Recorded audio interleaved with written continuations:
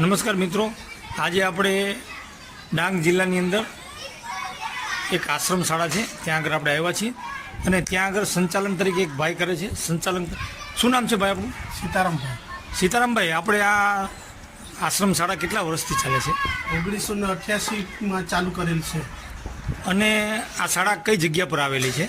આ ભેંસકાતરી આશ્રમ શાળા ભેંસ ખાતરી આશ્રમ ડાંગ શાળા. જિલ્લામાં જ છે. અચ્છા, વિદ્યાર્થીઓ કેટલા છે આપણા અત્યારે? 164. 164 વિદ્યાર્થીઓ છે. આપણે આહારમાં ભોજનમાં આપણે દરરોજ માટે શું આપીએ છીએ? રોટલી, શાક, કઢી કે દહીં, છાશ, ચોખા, ખીચડી દરરોજનું મેનુ પ્રમાણે આપીએ.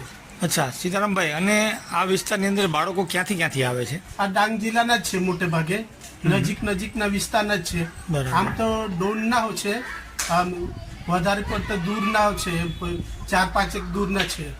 કેટલા વિદ્યાર્થીઓ છે આપણે અહીંયા? 164. 164 વિદ્યાર્થીઓ છે.